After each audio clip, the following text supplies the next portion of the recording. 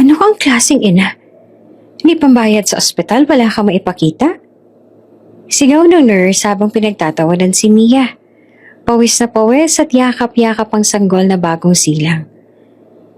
Kung ayaw mong ilabas yan, maghintay ka sa charity ward. Dagdag pa ng isa. Sabay saboy ng resibo sa sahig. Nanginginig si Mia habang nagtatype ng message. Mare, sobrang laki na ng bill sa panganganak ko. Baka pwede mo naman akong ipasok sa trabaho dyan, oh. Ngunit hindi niya alam, hindi sa Mare napunta ang mensahe. Sa isang mataas na gusali, nanlamig ang bilyonaryong si Eros del Valle nang mabasa ang mensahe. Anak ko ba to? Bago ka pa lang sa channel neto, ibang kwento ni Ate Jane, istorya mo, ikwento ko. Huwag kalimutang pindutin ang notification bell at subscribe button.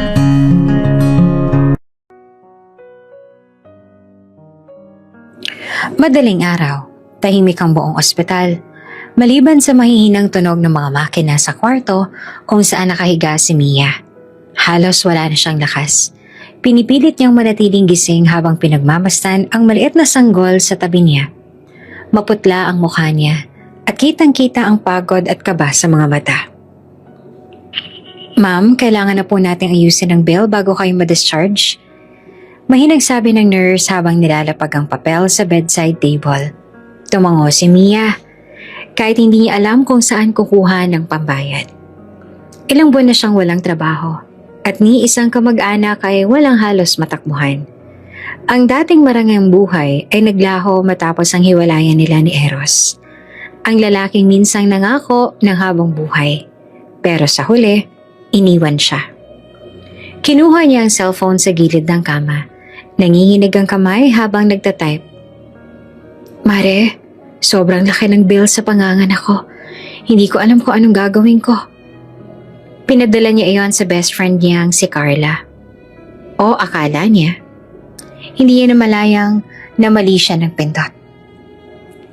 Pagkasend niya ng mensahe, napapikit siya sandali. Hinahaplos ang pisngi ng anak. Anak, pasensya na ha. Pero gagawin ni mama ang lahat para mabayaran ka agad ito. May mga luhang tumulo sa gilid ng mata niya. Ang maliit na sanggol ay mahimbing na natutulog. Walang kamalay-malay sa bigat ng sitwasyong pinagdadaanan ng ina.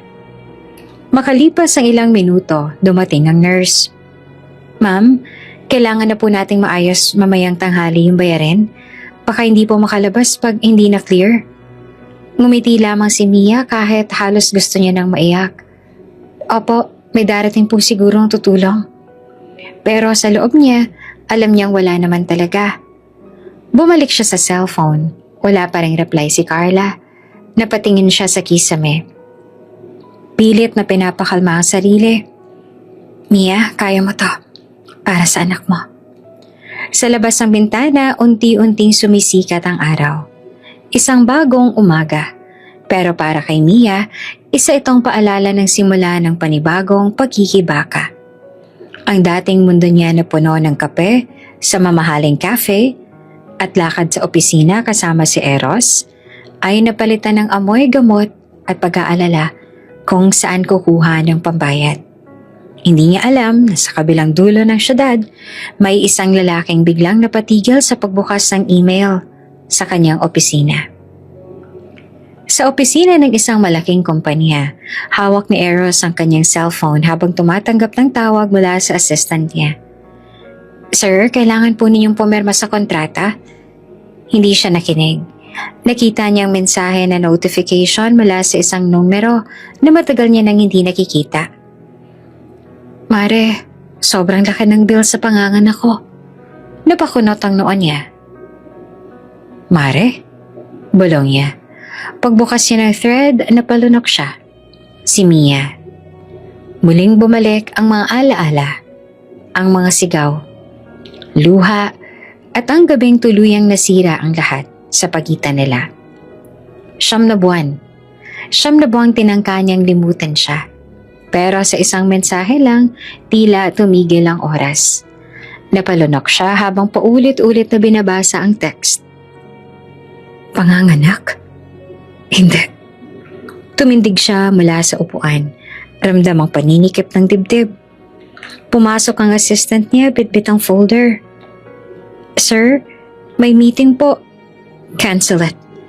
Malamig yung utos. Hanapin mong ospital na pinagdalhan kay Mia. Sir? Ngayon na. Habang nagmamadaling lumabas ang assistant, napahawak siya sa dibdib.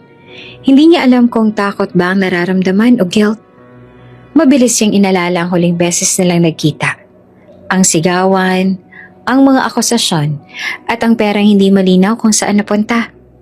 Noon, galit siya. Ngayon, natatakot siya.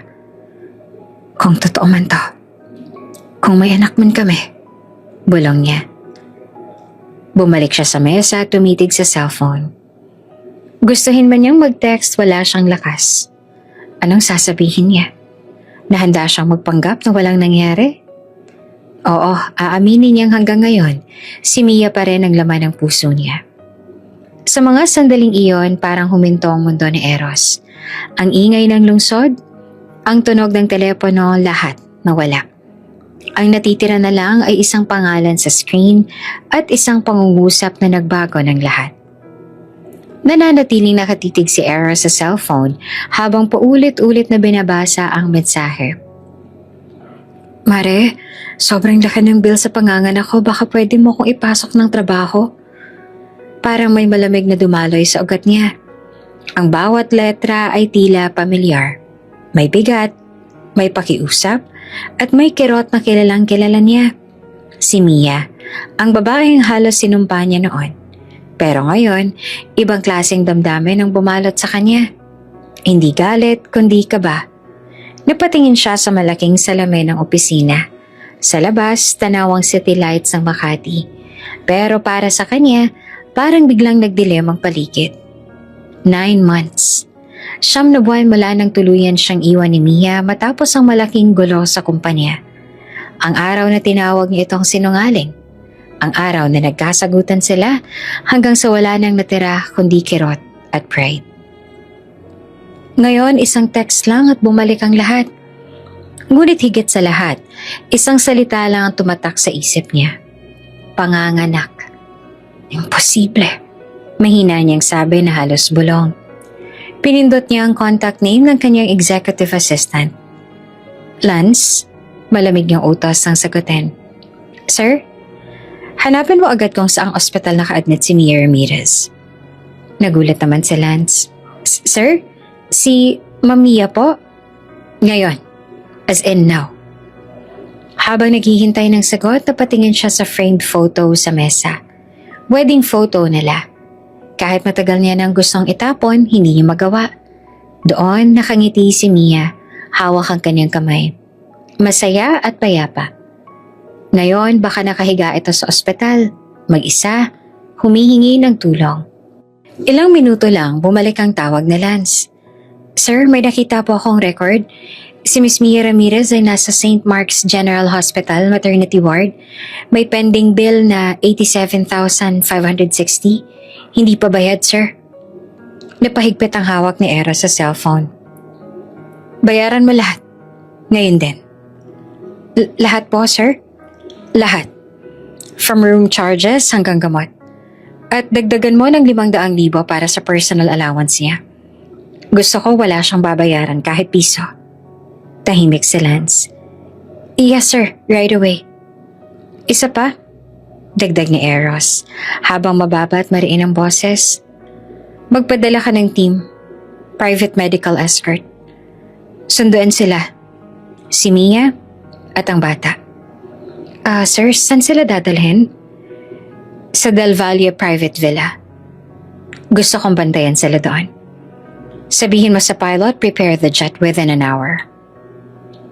Sa St. Mark's Hospital, abala pa rin ang mga nurse sa pag-aasikaso ng mga pasyente. Si Mia nakaupo sa gilid ng kama. Yakap ang sanggol habang pinagmamasa ng resibo na hindi pa rin niya alam kung papaanong babayaran. Ma'am, kailangan niyo pong mag-deposit ha? Paalala ng nurse sa may halong inis. Tumango siya at pilit na ngumiti. Opo, sandali lang po. May tinext lang po akong kakilala ko. Baka po papunta na yung tulong. Pero sa loob-loob niya, hindi siya sigurado kung may darating ba. Pagod na siya. Pero nang makita niya ang anak niyang mahimbing na natutulog, pinilit niyang umiti. Anak, kakayanin ni mama to. Kahit anong mangyari. Biglang pumasok ang head nurse. May dalang papel at halatang nagmamadali. Excuse me, Mr. Ramirez? Napatingin si Mia. Nagulat sa tono ng boses nito. Biglang magalang. May confirmation na kami galing sa finance department. Fully paid na po ang bill ninyo. Ha? Halos mabitawan niya ang bata. Paano nangyari yon?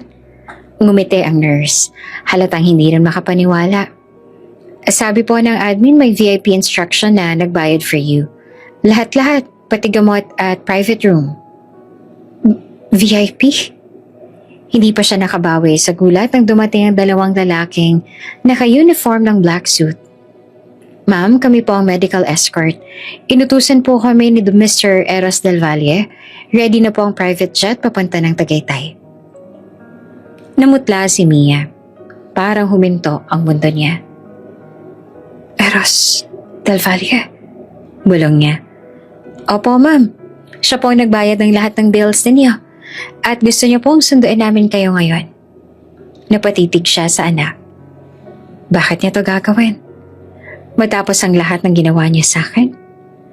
Ang taong halos sirain ang pangalan ko. Ngayon, siya rin ang nagligtas sa amin. Nagtagpo ang mga mata nila ng nurse sa kanina'y nanlait sa kanya. Ngayon, ito na mismo ang nag-abot ng gatas at kumot. Biglang naging magalang. Ma'am, congrats po ha. Ang ganda ng baby ninyo. Mabait pala talaga si Mr. Del Valle. Hindi siya sumagot. Sa halip, yumuko siya at hinalikan ng noon ng sanggol. Anak, parang pinaglalaroan tayo ng tadhana. Samantala, sa loob ng black luxury van na nakaparada sa hangar, si Eros ay nakaupo ng tahimik. Hawak ang cellphone na nakabukas pa rin sa lumang message thread nila ni Mia. Tiningnan niya ulit ang huling text. Mare, sobrang laki ng bill sa panganganak ko. Baka naman pwede mo akong ipasok sa trabaho. Parang dinurog ang puso niya. Tinawagan niya muli si Lance. Make sure na ligtas silang makakarating. Ayoko mapagod si Mia. At siguraduhin mong may pediatrician sa flight. Yes sir, naka-standby na po sila. Good. Sagot ni Eros sabay pikit ng mga mata. Hindi pa rin niya alam kung bakit niya ginagawa ito. Awa ba? O pagmamahal pa rin? Pero isa lang ang sigurado. Hindi niya kayang hayaan na magdusa si Mia at ang bata. Habang umaandar ang private jet na maghahatid kina Mia, nakatanaw siya sa malayo. Tahimik na nag-iisip. Kung anak niya nga ang sanggol na yon, paano kung yon ang pagkakamaling dapat niyang itama mula pa noon? At sa unang pagkakataon matapos ang 9 na buwan, naramdaman niyang muli ang tibok ng puso. Mabigat, totoo, at puno ng pag-asa. Pagmulat ni Mia, ang una niyang narinig ay ang mahina ngunit pamilyar na tunog ng mga sapatos sa sahig. Hindi yung karaniwang kaluskos sa mga nurse sa ospital. Iba. Mabigat, formal, parang mula sa mga taong sanay sa mga utos at espesyal na misyon. Napatitig siya sa pintuan. 2 lalaking nakaitim ang nakatayo. May dalang mga dokumento at parang alam na agad ang gagawin. Mr. Ramirez? Tanong ng isa. Magalang ngunit diretsyo. Opo. Sagot ni Mia nakabado. Ready na po ba kayo? Kailangan na po nating umalis. Umalis? May helicopter po na naghihintay sa rooftop. Private transport. Fully arranged po ang transfer ninyo, kasama ang baby. Parang biglang umikot ang paligid ni Mia.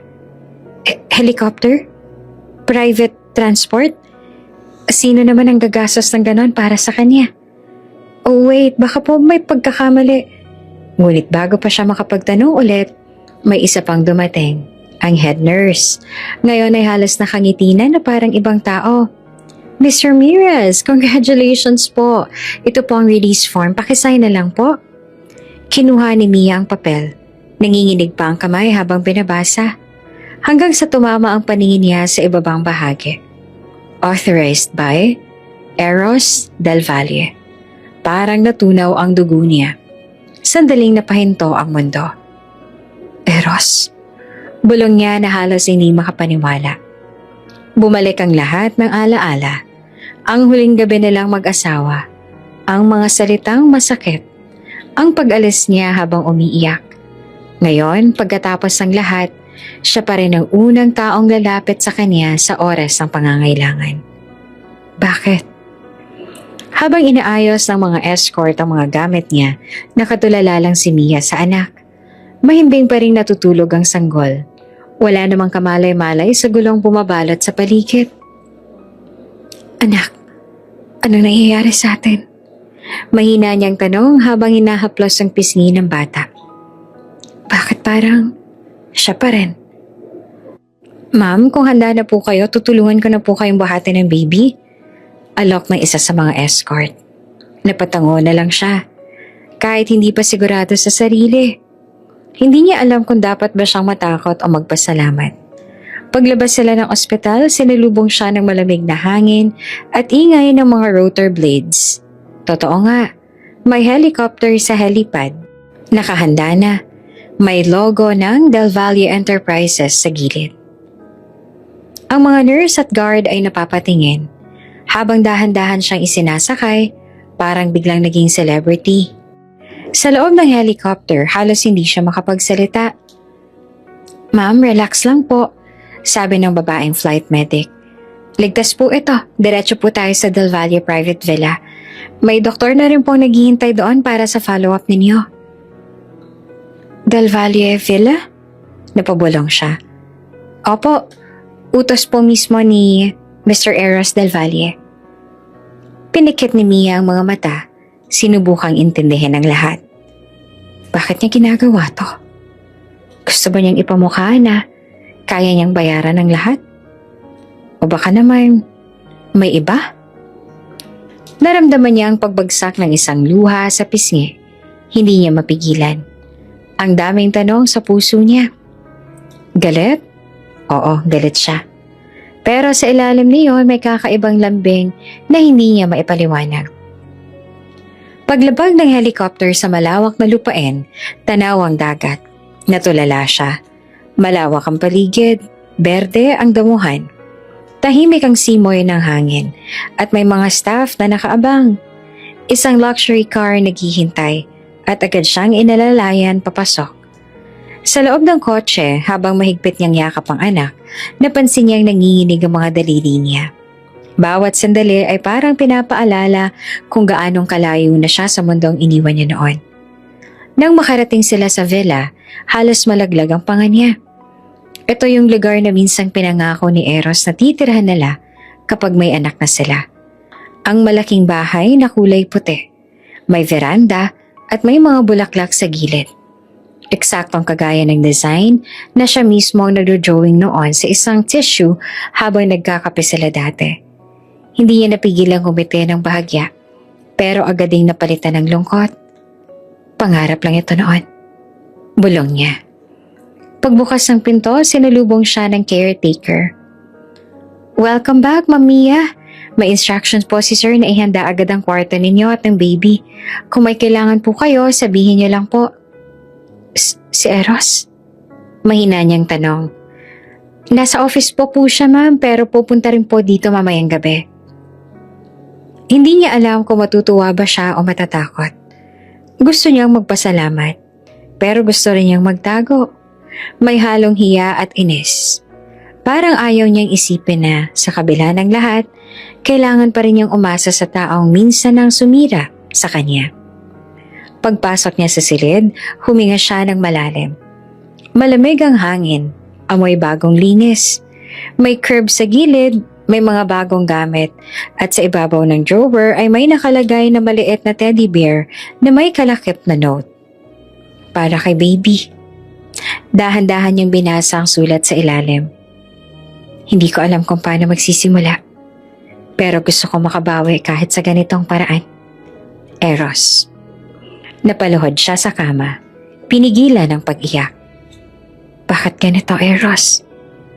Bakit parang ang dali mong pumalik? Lumapit siya sa bintana. Tanaw ang dagat. Ang alon ay kalmado. Pero ang puso niya ay hindi. Dala niya ang anak pero dala rin niya ang tanong na hindi pa sinasagot.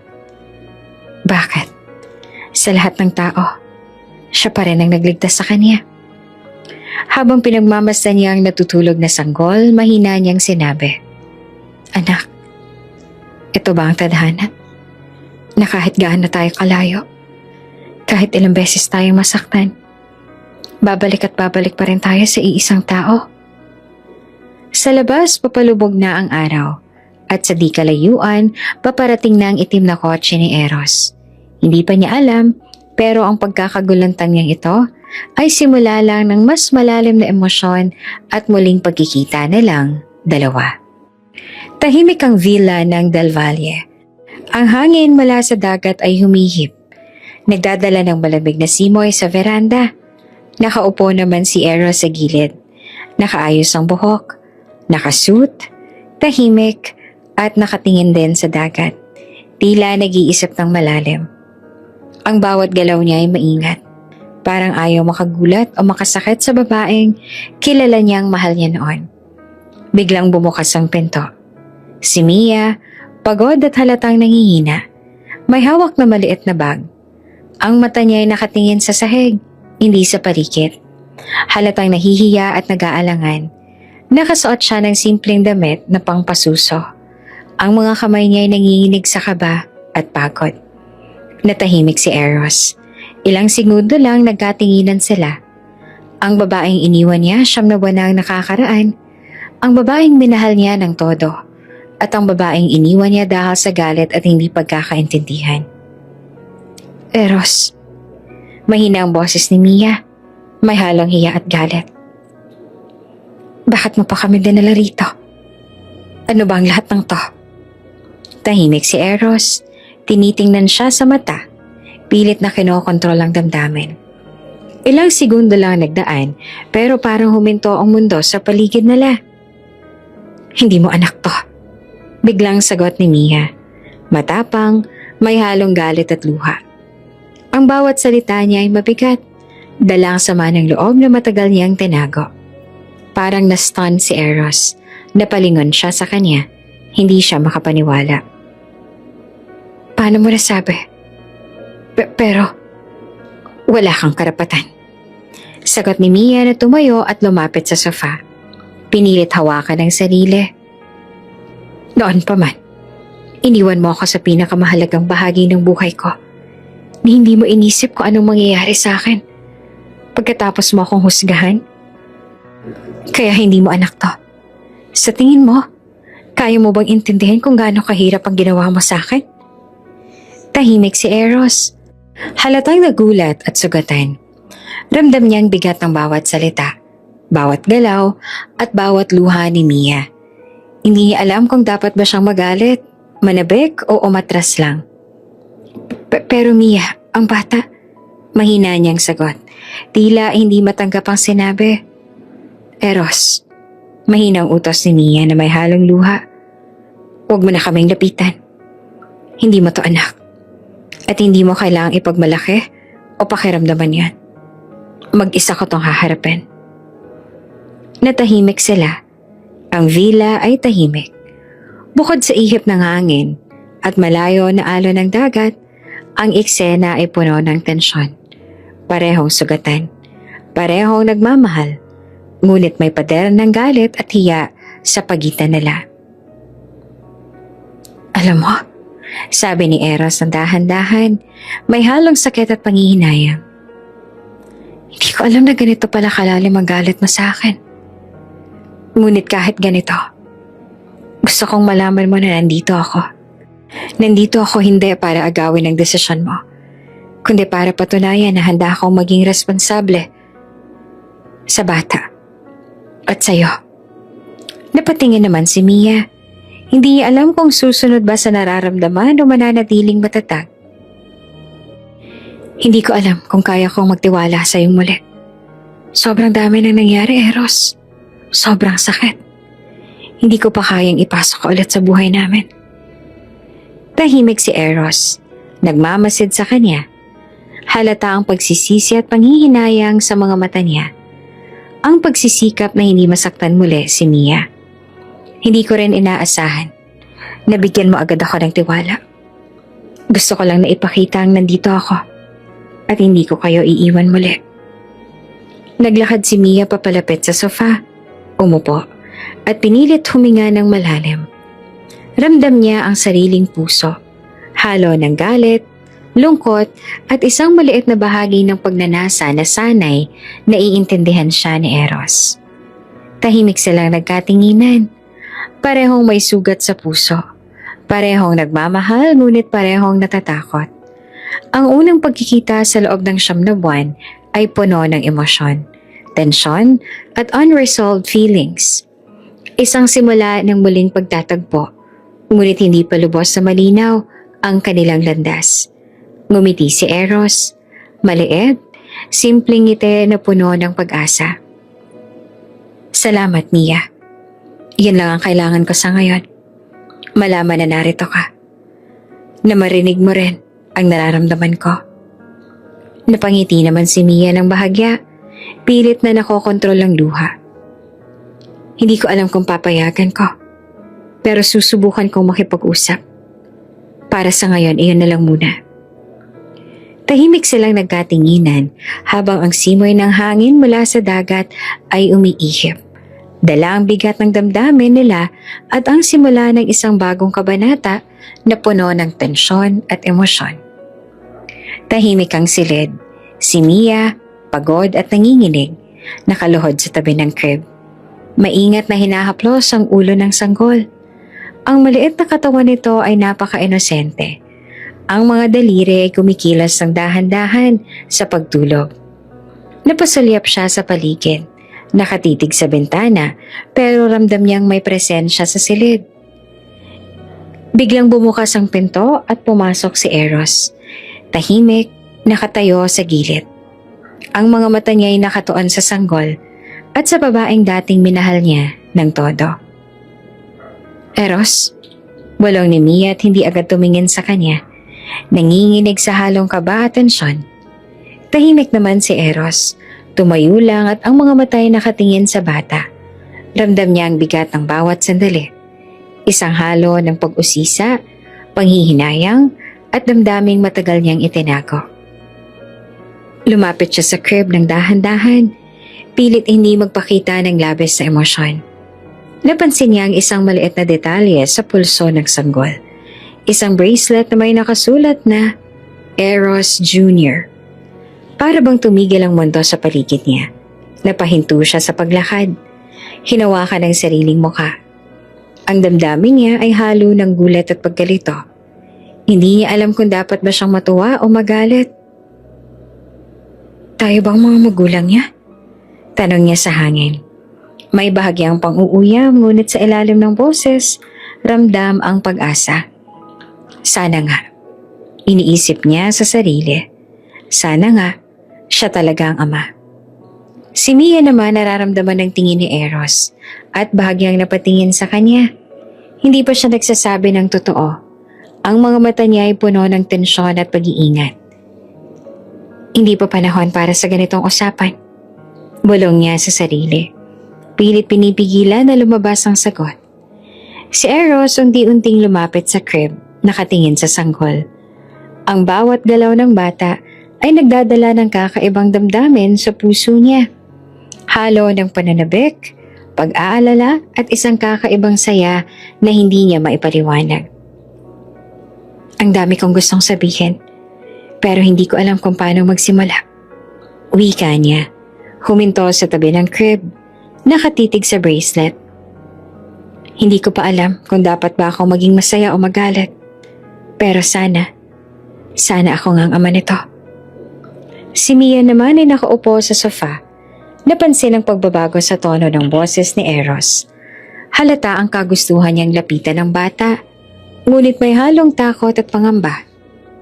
Eros, hayaan mo muna kaming makapagpahinga. Mahina niyang wika. Pilit pinipigilan ng sarili na magbunyag. Ngayon, hayaan mo ako mag-alaga sa kanya. Tumahimik si Eros, nakatitig sa sanggol. Ramdam ang bigat ng responsibilidad. Hindi pa rin siya sigurado pero ramdam niyang matinding pagnanasa na mahalin ang bata. Kahit hindi pa niya alam kung totoong anak niya ito. Okay, sagot niya. Dahan-dahan. May bahagyang pagngiti. Pero gusto kong malaman mo. Nandito ako. Kahit papaano. Kahit paano lang. Tahimik silang nagkatinginan. Parehong may sugat sa puso. Parehong nagmamahal. Ngunit parehong natatakot. Ang simoy ng hangin mula sa bintana ay umihip. Dala ang malamig na tensyon sa silid at ang bata ay tahimik na walang kamalay-malay sa damdaming umiikot sa paligid niya. Ang unang gabi sa villa ay puno ng damdamin na hindi pa malinaw. Gulat, tensyon at unti-unting pag-usbong ng pag-asa. Parehong alam nila na maraming bagay ang dapat ayusin. Ngunit sa panahong ito, sapat na ang simpleng pagtingin sa bata at ang tahimik na pangako na narito sila para sa kanya. Napaupo si Mia sa sofa, nakatingin sa sahig. Ang maliit na silid ay tahimik. Bukod sa dahan-dahang paghinga ng sanggol sa crib, sa isip niya biglang bumalik ang lahat ng alaala. Ang sakit, galit at pag-aalangan na matagal niyang itinago sa puso. Hindi niya maiwasan ang kilabot na pumuno sa dibdib niya habang naaalala ang araw na yon. Ang araw na iniwan siya ni Eros. Hindi lang dahil sa galit kundi dahil sa isang malaking akusasyon na wala siyang kasalanan. Nagnakaw ka sa kumpanya. Sigaw ni Eros noon sa conference room ng kanilang opisina. Ang boses niya malamig at puno ng paninisi. Lahat ng empleyado, pati ang board members ay nakatingin sa kanila. Si Mia, payat at nanginginig ay nakatayo. Hindi makapaniwala. Eros, hindi ko ginawa yun. Sabi niya na nanginginig ang boses. Halos umiyak sa kahihiyan at pagkabigla. Hindi ko alam kung bakit ka naniniwala na ako may kasalanan. Pero si Eros walang imik. Nakatingin sa kanya na para bang wala na makakapigil sa galit niya. Hindi ko na kailangan ng paliwanag, Mia. Ang katotohanan, hindi ko na kaya magtiwala sa'yo. Dumating ang HR. Nag-alok ng medyo mahinahong tono, pero halata pa rin ang pag-aalala. Mia, baka pwede muna tayong mag-usap sa opisina. Hindi natin dapat ipahiya ang mga empleyado. Ngunit tumanggi si Eros. Wala nang kailangan pang pag-usapan. Mag-ayos ka ng gamit mo at umalis ka na. Parang tumigil ang oras para kay Mia. Ang mundo niya ay gumuho. Paano niya ito tatanggapin? Siya, na buong puso ay nagtatrabaho para sa kumpanya, na buong pusong nagmamahal sa taong ito, ay sinabihang magnanakaw. At higit pa roon, iniwan siya. Nag-iisa. Buntis pa pala siya noon. Tumulo ang luha niya habang iniisip ang lahat. Bakit? Bakit ganito ang ginawa mo sa akin? Bulong niya sa sarili.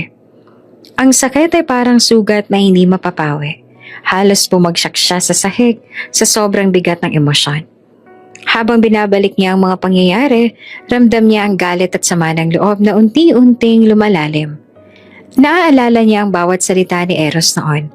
Bawat tingin ng pagdududa, bawat takbang na nagpatunay na wala siyang lugar sa buhay ng taong minahal niya. Paano mo to nagawa sa akin? Iniwan mo ako sa pinakamahalagang panahon ng buhay ko. At iniwan mo ako nag-iisa. Sigaw niya noon sa loob ng kwarto ng kanilang apartment habang pinipisil ang tiyan niya. Nararamdaman ng bata sa loob. Walang sumagot, walang Eros. Dahil siya ay lumayo at nagpakita ng malamig na mukha. Ang init ng luha ni Mia ay humahalo sa lamig ng hangin sa kwarto. Sa loob niya, nag-alab ang galit, hindi lang dahil sa iniwan siya, kundi dahil sa mali at hindi patas na akusasyon na sinisisi sa kanya. Habang tumatagal, naalala niya rin ang mga araw ng kalungkutan at pakikipaglaban sa buhay mag-isa. Ang bawat hakbang ng buntes na si Mia ay puno ng pangamba at pag-aalala sa bata. Wala siyang ibang maaasahan kundi ang sarili niya. Sa bawat araw, ang galit at sama ng loob sa nagawa ni Eros ay nagiging matinding pagbubuno, parang apoy na hindi mapapatay. Naaalala rin niya ang mga tahimik na gabi kung saan umiiyak siya sa dilim. Iniisip kung paano niyang haharapin ang bagong buhay na dala niya. Paano niya itataas ang bata nang walang suporta ng ama? Paano niya haharapin ang galit at pagkahiwalay na dulot ng maling akusasyon? Hindi ako magnanakaw. Bulong niya sa sarili, paulit-ulit. Hindi naman ako may kasalanan, pero iniwan niya ako. Iniwan niya kami ng walang paliwanag. Ang bawat alaala ay parang isang matalim na kutsilyo sa puso niya. Ngunit sa ilalim ng lahat ng galit at lungkot, ramdam niya rin ang kanyang lakas. Ang galit ay nagbigay sa kanya ng tapang. Ang sama ng loob ay naging dahilan para ipaglaban ang sarili at ang bata. Sa bawat luha, natutunan niyang hindi siya basta-bastang susuko. Ngayon, habang nakatingin sa sanggol sa harap niya sa villa, ramdam ni Mia ang parehong galit at proteksyon. Ang bata, ang kanyang dahilan, ang kanyang inspirasyon. At kahit naroon si Eros, kahit nakikita niya ang gulat at pang-uusap sa mga mata nito, hindi pa rin niya kayang sabihin ang buong katotohanan. Hindi mo anak to, bulong niya sa sarili. Habang pinipigil ang emosyon na sumabog. Hindi pa panahon para malaman niyang totoo. Kailangan ko munang protektahan ang sarili ko at ang bata. Ang flashback na iyon ay parang alon na dumadaloy sa puso niya. Ang galit sa nakaraan, ang panghihinayang, at ang pinagsamang lakas at pangamba para sa kinabukasan. Ngunit sa ilalim ng lahat, ramdam niya na ang bawat hakbang na ginagawa niya noon, bawat desisyon at bawat luha ay nagbigay sa kanya ng tapang para sa bagong yugto ng buhay niya. Tahimik siyang huminga, tinitingnan ang sanggol, at sa puso niya naroon ang pangako. Kahit gaano mang kahirap ang nakaraan, gagawin niya ang lahat para sa bata at gagawin niyang protektado ang kanilang mundo. Tahimik ang villa sa gitna ng umaga. Ang araw ay dahan-dahang pumapasok sa malalaking bintana, nagpapalambot sa mga dingding at naglalaro sa sahig. Si Mia ay nakaluhod sa tabi ng sofa, maingat na inaalagaan ng sanggol. Ang mga mata niya ay nakatuon sa bawat galaw ng bata, halatang punong-puno ng pagmamahal at pag-aalala. Si Eros nananatili sa gilid ng kwarto, nakatayo at tahimik na nanonood. Hindi niya maiwasang mapatingin, halos hindi niya mapigilan ang sarili. Ang mukha ng sanggol ay kopyang-kopya niya. Bawat tingin ay tila nagpapaalala sa kanya ng isang bagay na matagal niya nang hinahanap. Ang sarili niyang mga pangarap, ang nakaraang pagmamahal, at isang posibilidad na matagal niyang pinangarap, ang maging ama. Napahinto siya sa kanyang paglapit sa crib, hinawakan ang kanyang sarili, at napangiti ng bahagya. Kopya ko talaga, bulong niya sa sarili, may halong gulat at tuwa. Ngunit kasabay ng ngiti ay may bahagyang kirot sa dibdib niya. Hindi niya maiwasang maalala ang mga lumang chismis na narinig niya dati. May narinig ako dati na may ibang lalaki si Mia. Naalala niya sa sarili. Ramdamang bigat ang duda na unti-unting bumabalik. Ang nakaraang galit, sama ng loob at panghihinayang ay muling lumitaw sa puso niya. Pinapagitnaan ang katotohanan at pagdududa. Si Mia hindi alam ang iniisip ni Eros. Maingat na nag-aalaga. Tiniyak na komportable ang bata. Tahimik siya, ngunit ramdam ng bawat galaw niya ang tensyon sa pagitan nila. Hindi niya alam kung paanong tatanggapin ni Eros ang katotohanan kung malalaman niya. O kung paanong haharapin ang lumang chismis na unti-unti na rin kumakalat sa paligid. Hindi ko pa rin kayang paniwalaan agad. Bulong ni Eros sa sarili. Pinipilit kontrolin ang emosyon. Pero bakit ganon? Bakit sa kabila ng lahat, hindi ko pa rin maalis sa puso kong pag-asang tama ako, na ako ang ama. Habang nagmamasid, napansin niya ang mga maliliit na detalye. Ang pagkumpas ng kamay ng bata, ang mga mata na kumikislap, At ang mga ngiti kapag natutuwang tumingin kay Mia. Lalo siyang naaakit. Lalo siyang napapaisip.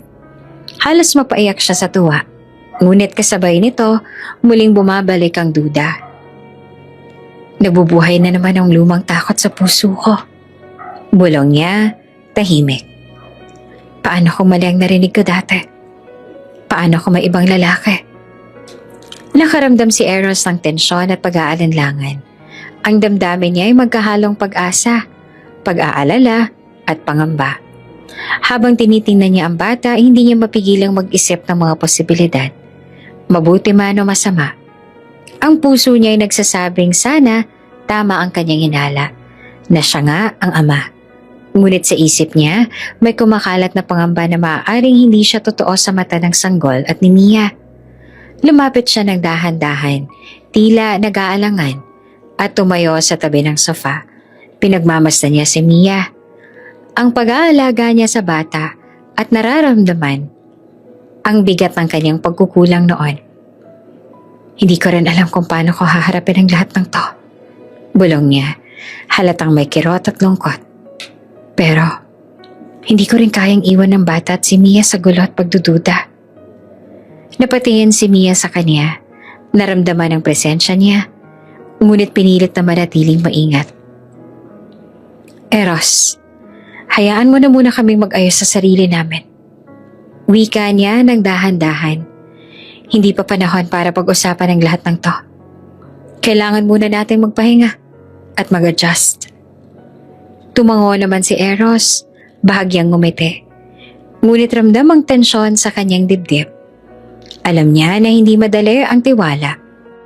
At alam niya rin na may mga lumang tanong na kailangang sagutin. Ngunit sa kabila ng lahat ng duda, may isang bagay na malinaw sa kanya. Hindi niya kayang iwan ang bata. Ang bawat tingin niya sa sanggol ay nagpapakita ng isang bagay na matagal niyang hinahanap. Ang kanyang puso ay hindi kayang magpigil sa pagmamahal. Lumapit siya ng bahagya sa crib, hinawakan ang kamay ng bata at pinisil ang maliit na daliri nito ng maingat. Ramdam niya ang init ng buhay, ang pagiging inosente at ang posibilidad na siya nga ang ama. Ngunit sa puso niya, muling bumalik ang tanong, paano kung mali siya? Tahimik silang nagkatinginan ni Mia, pero parehong may sugat, parehong may takot. Ngunit parehong may pag-asa. Ang lumang tsismis, ang duda, at ang pangamba sa nakaraan ay muling nabuhay. Ngunit sa kabila nito, ramdam ni Eros ang isang kakaibang pangako sa sarili. Ipapakita niya na kahit may pag-aalinlangan, hindi niya pababayaan ang bata at si Mia. Ang silid ay tahimik. Bukod sa mahinang paghinga ng bata at ang tunog ng hangin wala sa bintana, ang bawat sandali ay puno ng tensyon, pagdududa at pag-asa. At sa ilalim ng lahat ng ito, unti-unting nag-uumpisa ang isang bagong kabanata sa pagitan nila. Puno ng pagmamahal, pag-aalinlangan at pangarap na sana nga ay tama ang hinala niya. Siya ang ama ng batang ito. Ilang linggo na sila sa villa. Tahimik ang umaga. Ang araw ay dahan-dahang pumapasok sa malalaking bintana. Naglalaro sa sahig at nagbibigay ng liwanag sa silid kung saan nakahiga si Mia at ang sanggol. Si Eros ay nakatayo sa gilid ng silid. Tahimik na nagmamasid sa dalawa. Ngunit sa isip niya ay may bigat. Palihim, ipinadala niya ang gamit ng sanggol sa isang pribadong laboratorio para sa DNA test. Hindi para saktan si Mia, kundi para matiyak sa sarili. Ang duda sa puso niya ay hindi maalis at kailangan niya ng katiyakan bago tuluyang tanggapin ang bata bilang sariling anak. Si Mia ramdam ang kakaibang tensyon mula kay Eros. Ngunit hindi pa man alam ang ginagawa niya, tahimik siya sa pag-aalaga ng bata. Nanginginig sa halong kaba at takot na baka masira ang relasyon nila bago pa man magsimula. Ramdam niya na may nawawala sa tiwala, na parang unti-unting nag-iiba ang tingin ni Eros sa kanya. Lumapit si Eros, dahan-dahang tinutukan ng bata. Ang ganda ng mata mo. Bulong niya, halatang nakatutok sa maliit na detalye ng muka. Ngunit sa ilalim ng boses, ramdam ang pag-aalala. Sana, tamang hinala ko. Sana nga akong ama. Napatingin naman si Mia at nakita niya ang kakaibang damdamin sa mga mata ni Eros. Isang halo ng pag-aalala, pag-asa at bahagyang duda. Hindi niya maiwasang bumangon ng tensyon sa pagitan nila. Eros, simula ni Mia na nanginginig ang boses. Bakit parang may iniisip ka na hindi mo sinasabi sa akin? Si Eros naman ay nag-atubiling magsalita. Wala naman. Sagot niya na bahagyang nagkakamali sa tono. Ngunit halata ang pagkakahiya at tensyon. Hindi na pinansin ni Mia ang hindi pagkasabi. Ramdam niya ang nawawalang tiwala. Eros, hindi mo ba alam na kahit na lumipas ang panahon, ang tiwala ko sa iyo ay parang salamin? Mabilis itong mabasag. At ngayon, parang may lihim ka. Wika niya. Halatang may sama ng loob. Napahinto naman si Eros. Tumingin sa kanya ng diretsyo. Hindi ko ibig sirain ang tiwala mo, Mia. Gusto ko lang malaman. Para matiyak ako. Para makatiyak ka? Tanong ni Mia na tumindig at hinawakan ang mga balikat niya. Eros, hindi lahat ng mahirap manloloko. Hindi lahat ng walang kayamanan ay may masamang intensyon. Si Eros ay nagulat sa tindi ng emosyon ni Mia. Halata na ang galit at sakit sa kanyang tinig. Bawat salita ay tumatama sa kanya. Hindi ko naman sinabi na manloloko ka, Mia. Pero ang lumang chismis at ang nakaraan, minsan mahirap nang burahin. Paliwanag niya na halos hindi na masabi ang lahat ng gusto niyang sabihin. Napaluha si Mia. Ang mga mata niya ay kumikislap sa galit at lungkot. Ang sanggol sa crib ay nagigising sa bahagyang iyak at agad niyang hinahagod at hinahaplos para mapakalma. Ramdam ni Eros ang bigat ng mga luha niya at parang tumitigas ang dibdib niya sa halo ng galit, panghihinayang at pagmamahal. Okay, Mia. Wika ni Eros at lumapit sa kanya. Maingat na hinawakan ang mga kamay niya. Hindi ko gusto na mag-away tayo. Pero kailangan ko lang makatiyak. Hindi para saktan ka. Hindi para questionin ang pagmamahal mo sa bata. Ngunit ang galit at sama ng loob ni Mia ay hindi basta-basta mawawala. Eros, hindi lahat ng mahirap. Ang nakaraan ay puno ng pagkakamali at maling akusasyon. Pero hindi ibig sabihin na mangmang ako. Sigaw niya na may kasamang luha. Halatang pinipilit ipagtanggol ang sarili at ang dangal niya. Tahimik si Eros. Ramdam ang bigat ng mga salita. Ang puso niya ay nahahati. Sa isang banda, may duda pa rin. Sa kabila nito, hindi niya maalis sa isip ang posibilidad na tama si Mia. At na mahal niya talaga ang bata. Habang pinagmamasdan niya si Mia at ang sanggol, naramdaman niya ang unti-unting pagbabago sa sarili. Ang galit at pag-aalinlangan ay nababalot ng pagmamahal. At kahit na may DNA test pa rin naghihintay, ramdam niya na hindi niya kayang lumayo sa pamilya na ito. Ang silid ay puno ng tensyon, luha at damdaming hindi pa malinaw. Si Mia, kahit nagalit at nasasaktan, ay nagmamasid sa bata at sa bawat kilos ni Eros. Si Eros naman sa kabilang banda ay naninindigan sa kanyang pasya. Kailangan niyang makatiyak, ngunit hindi niya kayang iwan ang babaeng minahal niya at ang bata sa gitna ng pag-aalinlangan. Ang DNA test ay parang anino sa pagitan nila, isang lihim na magbibigay kasagutan, ngunit sa kasalukuyan, ang damdamin, galit at pagmamahal ay lumalaban. Nagtatagpo sa isang silid sa pagitan ng dalawang taong sugatan, ngunit parehong nagmamahal. Tahimik ang villa sa hapon. Si Mia ay nakaupo sa sofa, hawak ang sanggol sa kanyang bisig, habang si Eros naman ay nakatayo sa gilid. Nakatingin sa kanya at sa maliit na nilalang na tila may bitbit ng kanilang nakaraan at hinaharap. Dahan-dahan ibinukas ni Eros ang sobre na galing sa pribadong laboratorio. Ang puso niya ay mabilis na kumakaripas. Halo ang kaba, pag-aalala at isang maliit na pag-asa na sana tama ang nararamdaman niya mula sa bata. Habang binubuksan ng sobre, tumigil ang mundo ni Mia sa sandali. Nararamdaman niya ang bigat ng tensyon. Alam niya na lalabas na ang katotohanan.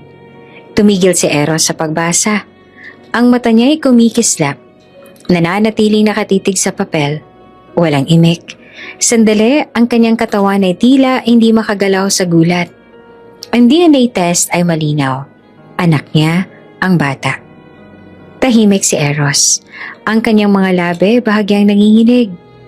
Ramdam niya ang lahat ng damdamin na matagal niyang tinago. Gulat, tuwa, panghihinayang sa nakaraan, at pasensya na para kay Mia. Ngunit sa halip na agad na humingi ng tawad, tumigil siya at sinusubukang unawain ang bigat ng lahat ng nangyari. Eros, bulong ni Mia na nanginginig ang boses. Halatang nag-aalala sa reaksyon niya. Ano ang nasa papel? Tumigil si Eros, tumingin sa kanya. Halata sa mga mata niya ang halo ng emosyon. Tuwa, lungkot at isang malalim na pagnanais na ayusin ang lahat ng ito. Ngunit bago pa man siya makasagot ay tumunog ang kanyang telepono. Ang mensahe ay mula sa tagapamahala ng kumpanya sa tabi ng villa.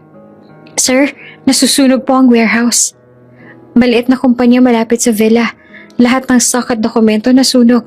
Pinagbintangan si Mia bilang dahilan. Sabi ng mensahe. Para bang huminto ang mundo sa paligid nila. Si Mia, hawak ang bata. Napalingon sa kanya. Halatang gulat at takot. Ano? Ako? Hindi ko ginawa yun. Sigaw niya. Nanginginig sa galit at pagkabigla. Si Eros naman ay nananatiling tahimik. Ngunit ramdam niya ang tensyon. Ang kanyang isip ay mabilis na nag-iikot. Paano niya mapagtatagumpayan ang sitwasyong to? Paano niya mapoprotektahan si Mia at ang batang mula sa maling paratang? Sa labas, ang mga empleyado at kapitbahay ay nagsimulang mag-usisa. Maraming haka-haka. Kumalat ang chismis na si Mia nga ang dahilan ng sunog dahil nagagalit pa rin siya sa nakaraan. Sa hindi pagkakaayos ng kanilang hiwalayan at sa kumpanya. Hindi ko kaya makikitang sinisisi kanila. Bulong ni Eros habang lumalapit sa kanya. Dahan-dahang hinawakan ang braso ni Mia. Alam ko kung anong ginawa mo sa nakaraan. At alam ko rin ang katotohanan. Hindi ka nagkasala, hindi mo ginawa yon. Si Mia ay nanginginig, napaiyak sa pagkakapanatag sa tinig ni Eros. Pero Eros, paano natin ipapaliwanag sa kanila? Lahat ng tao, pinipilit paniwalaan na akong may kasalanan. Sabi niya na halos umiiyak. Hawak ang sanggol ng mahigpit. Hindi natin kailangan pang patunayan sa kanila ang lahat. Sagot ni Eros, nakatitig sa kanya ng matagal. Ramdam ang determinasyon sa mga mata niya. Ang mahalaga, alam natin ang katotohanan. At hindi ko hahayaan na masaktan ka o ang bata dahil sa maling paratang. Habang nagsalita siya, ang mga alaala ng nakaraan ay bumalik. Ang galit, sama ng loob at tensyon ng kanilang hiwalayan. Ngunit sa ngayon, ang bigat ng DNA test at ang bagong sunog ay nagpatibay sa kanyang determinasyon. Protektahan si Mia at ang bata. Ano man ang chismis at maling paratang. Eros, paano kung hindi kami paniwalaan? Tanong ni Mia, halatang kinakabahan. Habang tinutulungan niyang ipasok ang sanggol sa crib. Hindi bale, kung hindi tayo paniwalaan ng iba. Sagot niya na mahigpit ang tingin. Alam naman natin ang katotohanan. At yan lang ang mahalaga. Alam kong magiging maayos ang lahat. Basta't magkakasama tayo. Kakayanin natin to. Tahimik silang nagkatinginan ni Mia. Parehong may halong lungkot at saya. Ang silid ay puno ng tensyon. Ngunit ramdam nila ang pangako. Kahit may galit, duda at maling akusasyon sa paligid, Hindi na muling magkakahiwalay ang kanilang puso sa isa't isa at sa bata. Si Mia unti-unting napakalma, hinaplos ang buhok ng bata. Salamat, Eros, sa pagtiwala sa akin. Bulong niya at bahagyang umiyak ngunit may halong ngiti. Si Eros ay bahagyang yumuko, hinawakan ang kamay ni Mia at niyakap siya ng mahigpit. Hindi ko hahayaan na may masaktan sa atin. Wika niya at halatang handa ng ipagtanggol ang pamilya at protektahan ang katotohanan. Sa labas, unti-unting kumalat ang chismis. Ngunit sa loob ng villa, ramdam nila ang katahimikan na puno ng determinasyon, pagmamahal at proteksyon. Ang DNA test ay nagpahayag ng katotohanan, ngunit ang tunay na hamon ay nagsisimula pa lamang. Ipaglaban ang kanilang dangal at ang kinabukasan ng bata sa gitna ng maling akusasyon. Tahimik ang Del Valle Villa sa gabi. Ngunit ang katahimikan ay puno ng tensyon. Si Mia ay nakaupo sa sofa, hawak ang sanggol. Habang si Eros naman ay nakatayo sa tabi, hawak ang cellphone at nakatingin sa screen na nagpapakita ng bagong ebidensya. Eros, ano na naman to? Tanong ni Mia at halatang nababahala. Ramdam niya ang bigat sa pagitan nila. Ang tensyon na dala ng sunog sa warehouse at ang maling paratang sa kanya. Si Eros na halatang seryoso ay tumigil sa paghinga bago nagsalita. Mia, may nahanap ako. Ang katotohanan tungkol sa sunog sa warehouse. Wika niya. Ang boses niyang tahimik ngunit puno ng determinasyon. Napalingon si Mia. Ang mga mata niya ay kumikislap sa kaba at pag-aalala. Ano? Bakit akong tinuturo nila? Tumango si Eros at ipinakita ang video footage na nakuha mula sa CCTV sa warehouse. Ang mga galaw sa screen ay malinaw. May isang babae na pumapasok ng palihim, nagtatakip ng mukha at naglagay ng ilang bagay bago tumakas. Si Vanessa. Bulong ni Eros at bahagyang nanginginig sa galit. Ang stepsister ko. Siyang may ginawa sa warehouse. Ginamit niya ang pangalan mo para masira ka sa mata ko. Si Mia naman ay hindi makapaniwala. Napatingin siya sa screen. Ang puso niya ay kumakaba. Hindi to totoo. Bakit niya gagawin to? Si Eros, dahan-dahang lumapit sa kanya. Hinawakan ang kamay niya. Selos. At kayang gawin ni Vanessa ang lahat para makuha ang mana at para sirain ka rin. Ngunit hindi ka nagkasala, Mia. Lahat ng iniisip ng iba tungkol sa'yo ay mali. Napaiyak si Mia, hindi sa galit, kundi sa ginhawa. Sa wakas, may malinaw ng ebidensya na siya'y inosente. Hinagod niya ang sanggol sa bisig niya at huminga ng malalim. Salamat, Eros, sa paniniwala sa akin. Hindi ko alam kung paano ko haharapin ang lahat kung hindi mo ginawa ito. Tumayo si Eros. Dahan-dahan ang mga mata niya ay puno ng galit at determinasyon. Hindi ko hahayaang masira ka ng sino man, lalo ng sino mang nasa pamilya ko. Kailangan nating ayusin to, Mia. Para sa bata, para sa ating dalawa, at para sa katotohanan. Sa parehong oras dumating ang legal team ng Del Valle. Dala ang karagdagang ebidensya. Ang mga email, tawag at transaksyon ni Vanessa ay malinaw na nagpapakita ng planong pagsunog sa warehouse at paggamit kay Mia bilang biktima. Si Mia naman ramdam ang ginhawa at pasasalamat. Nakatingin kay Eros at sinabing, "Ang tagal nating nagdusa sa maling paratang." Bulong niya. Ngayon alam ko na hindi ko kailangang mag-isa at hindi ako nag-iisa. Huminga si Eros, hawak pa rin ang kamay niya. Hindi ka na kailanman mag-iisa, Mia. At hindi ko hahayaang makasira pa siya sa atin o sa anak natin. Sa labas ng villa, si Vanessa ay tinawag sa harap ng pamilya. Halata ang pagkabigla niya nang makaharap ang ebidensya. Ang galit at selos ay hindi niya na mapigil. Ngunit sa halip na umaming mali, nanatili siyang matigas. Subalit ang mukha niya ay nagpapakita ng pagkatalo.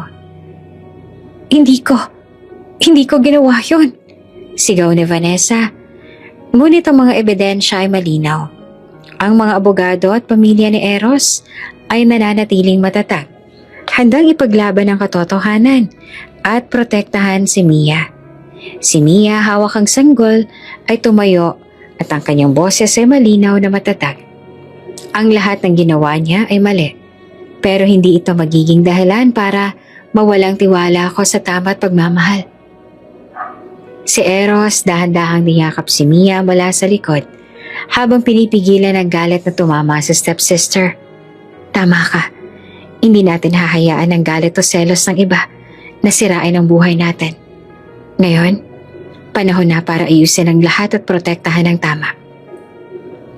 Habang tumatagal, ang pamilya Del Valle ay nagsimula ng maunawaan ang katotohanan. Ang galit ni Vanessa ay malinaw.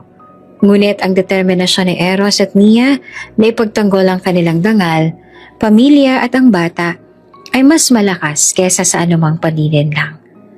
Sa isang malambot na sandali, si Mia ay humarap kay Eros. Pinisil ang kamay niya. Salamat sa paniniwala sa akin at sa bata. Hindi ko ito makakaya na mag-isa. Tumango naman si Eros at halatang may halo ng galit at ginhawa. Hindi ka na kailanman mag-iisa, Mia. At kahit ano man ang gawin ni Vanessa, alam niya na hindi niya kayang sirain ang ating pamilya. Tahimik ang gabi sa villa, ngunit ramdam ng isang bagong simula. Ang katotohanan ay lumabas. Ang galit ni Vanessa ay nabunyag na, at si Mia, sa wakas ay ligtas na mula sa maling paratang. Ang sanggol sa bisig niya ngayon ay tahimik na parang nararamdaman ang bagong kapanatagan. Maagang umaga sa villa ng Del Valle, tahimik ang paligid, ngunit si Mia ay hindi mapakali. Nakaupo siya sa sofa. Hawak ang sanggol sa bisig habang nagmumuni-muni sa nangyayari sa nakaraang mga araw. Ang galit at takot sa maling paratang ay unti-unti nang napapalitan ng pag-asa at determinasyon. Dumating si Carlo, isang dating abogado at matalik na kaibigan ni Mia. Dala ang laptop at mga dokumento. Mia, handa ng ebidensya. Makikita natin ang lahat ng katotohanan sa video at records. Wika niya na may ngiti, ngunit seryoso sa mga mata. Napalingon naman si Mia, bahagyang nanginginig sa kaba at excitement. Talaga? Sigurado ka ba na dito lalabas na ang lahat ng katotohanan? Tumango si Carlo. Oo naman, makikita natin kung paanong pinagplanuhan ni Vanessa ang lahat ng to.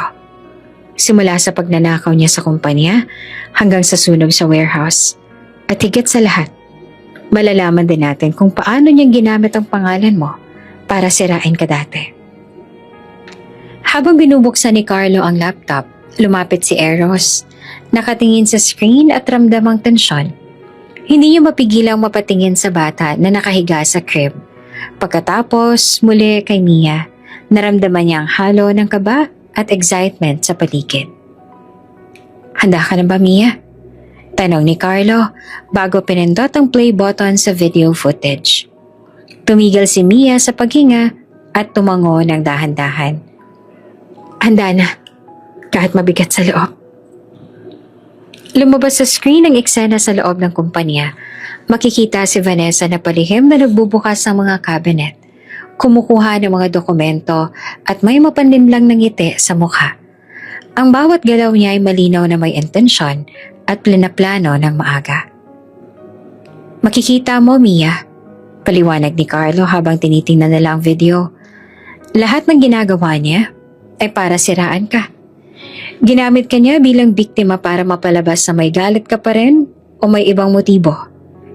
Si Mia ay bahagyang nanginginig, huminga ng malalim. Hindi ko mawari. Paano siya naging ganitong kalupit?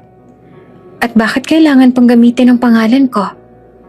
Si Eros ay nakatingin sa screen. Ang galit at pagkabigla ay halata sa mukha niya. Ang selos at inggit ni Vanessa. Hindi ko inakalang ganito kamanipis ang luhi ka. Ngunit sa wakas, malinaw na mali siya at ikaw ay inosente. Habang nagpapatuloy ang video, lumabas ang mga eksena kung paanong pinakalat ni Vanessa ang chismis na may ibang lalaki si Mia.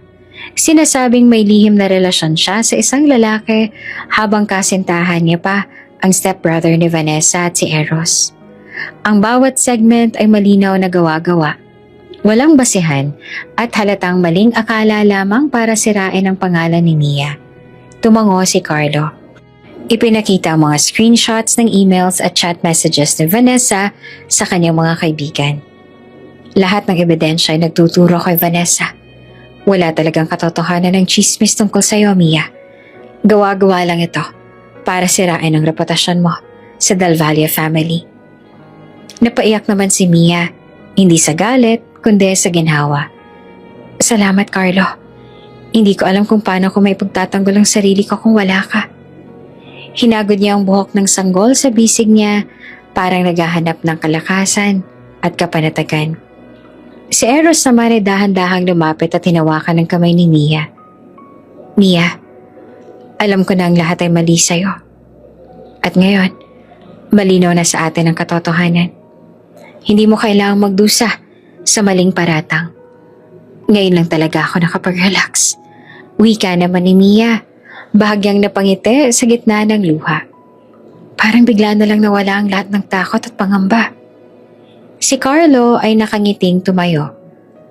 Ang susunod na hakbang, ipapakita natin ang ebidensya sa pamilya ni Eros at sa legal team para maayos ang lahat. Wala na silang dahilan para pagsabihan o pagbintangan ka. Sa parehong oras, si Vanessa ay dinala sa harap ng pamilya Del Valle. Halata ang pagkabigla niya nang makita ang video at ebidensya. Ang galit, selos at pandilin lang na matagal niyang inipon ay nabunyag sa harap ng lahat. Si Mia hawak pa rin ang sanggol. Tumayo. Ang boses niya ay matatag, malinaw at puno ng dignidad. Ang lahat ng paratang laban sa akin ay mali. At ang katotohanan ay nariyan na para makita ng lahat. Sana, matuto tayo sa nangyari at huwag hayaan ang inggit at selos na sirain ang ating buhay. Si Eros dahan-dahang niyakap si Mia mula sa likod, habang pinipigilan ang galit na tumama sa stepsister. Tama ka, Mia. Hindi mo kailanman dapat maranasan ng ganitong paratang. At kahit sino pang magtangkang sirain tayo, alam natin ang katotohanan. Tahimik ang villa sa gabi. Ang katotohanan ay lumabas. Ang video footage at dokumento ay nagpapatunay na inosente si Mia. Ang sanggol sa bisig niya ay tahimik. Parang ramdam ang kapanatagan. Ang araw ay sumisilip sa mataas na gusali ng Del Valle Corporation. Habang sa harap ng malawak na podium ay nagtipon ng media, photographers at mga tauhan ng kumpanya. Ang iskandalo sa warehouse at maling paratang kay Mia ay kumalat na sa buong lungsod. At ngayon, oras na para maayos ang lahat. Si Eros Del Valle nakasuot ng pulang tie at pulang shirt. May matatag na tindig at tumayo sa harap ng mga kamera. Magandang araw po sa lahat. Simula niya, halatang may pag-aalangan sa unang salita.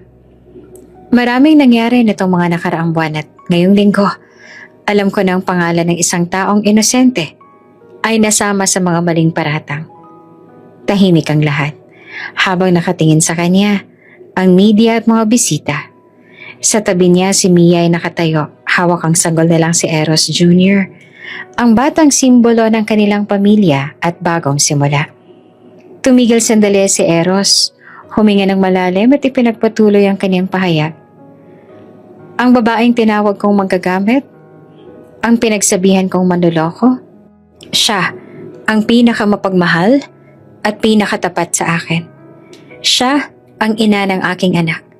At siya ang nagpakita ng tunay na tapang at pagmamahal sa kabila ng lahat ng pang-aabuso at maling paratang. Napaiyak si Mia, hindi sa galit, kundi sa sobrang ginhawa at tuwa. Ang mga mata niya ay kumikislap habang hawak niya si Eros Jr. ng mahigpit sa bisig. Ang maliit na kamay ng bata ay dahan-dahang humawak sa daliri niya, parang ramdam ang seguridad at pagmamahal sa gitna ng karamihan. Si Eros patuloy ang pagbibigay linaw, tumingin sa mga reporter at photographers.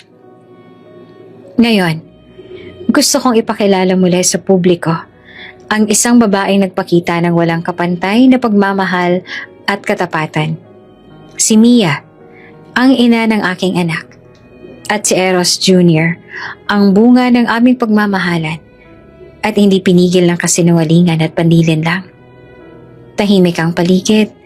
Ang mga kamera ay kumikislap at ramdam ang kakaibang emosyon sa hangin.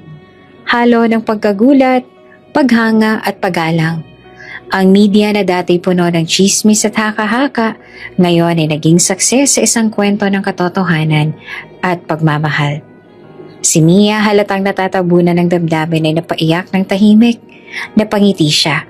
Hawak ang sanggol sa bisig at ramdam ang seguridad na matagal niya nang hinihintay. Ang paninindigan ni Eros at ang pagbabalik ng tiwala sa kanya. Habang si Eros ay nagpapatuloy sa kanyang pahayag, dahan-dahan niyang iniikot ang tingin sa mga tao.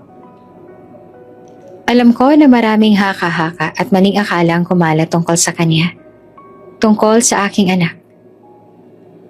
At sa akin. Ngunit ngayon, malinaw na sa lahat. Ang katotohanan ay mananaig. Ang pagmamahal at katapatan ay hindi matitinag ng chismis at pandilin lang. Tahimik ang lahat. Ang mga mata ng media ay nakatutok sa pamilya. Ang mga cameraman ay hindi makapaniwala sa bigat ng eksena.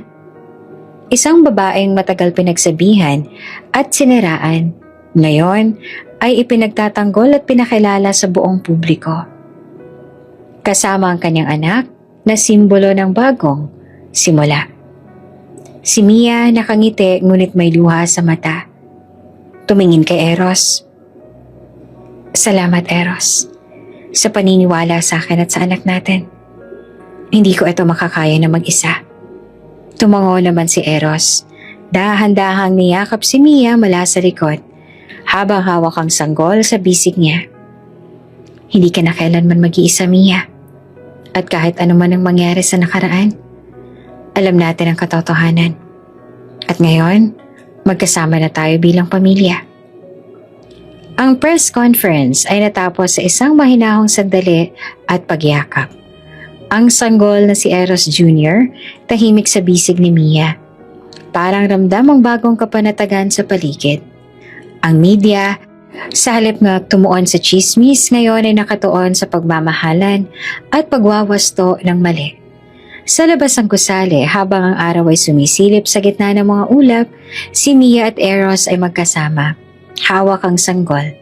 Ang kanilang mga mata ay nagkatinginan, puno ng pangako at bagong simula. Ang dating galit, duda at maling paratang ay napalitan ng katotohanan, pagmamahal at paninindigan sa isa't isa. Handa na tayo magsimulang muli. Bulong ni Eros sa tenga ni Mia habang niyayakap siya at ang bata.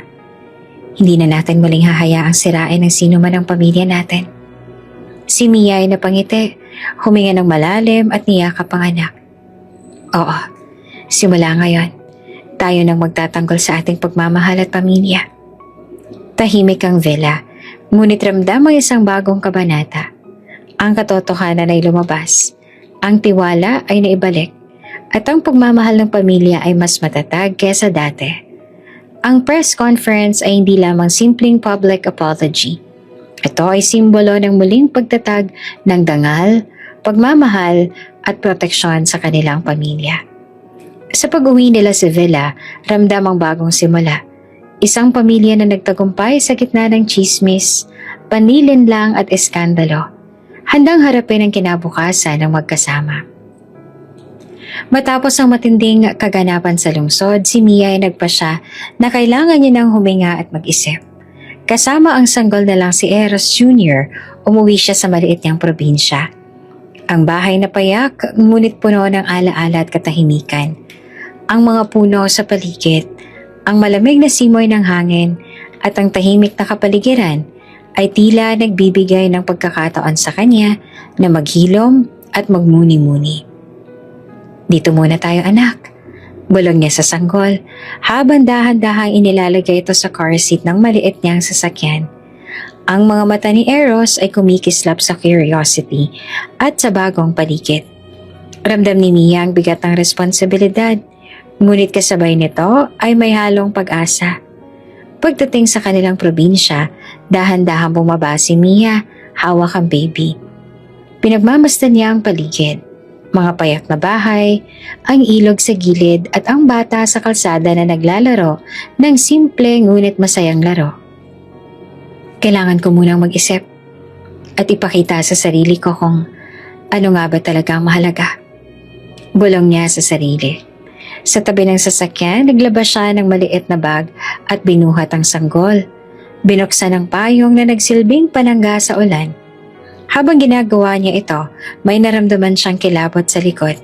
Nakita niya si Eros, nakaluhod sa malayo, basa sa ulan. Ang kanyang puso ay bumilis sa tibok. Eros? Tawag niya na halatang nagugulat. Bakit andito ka? Umuulan pa. Tumango si Eros, tumayo ng dahan-dahan. At nilapitan silang mag-ina. Alam kong kailangan mong mag-isip at humilom sa probinsya. Pero hindi ko pinalalampas ang pagkakataon na makasama kayo. Ikaw at ang anak natin. Seryoso ako, Mia. Sana tanggapin mo ako ng buong buo.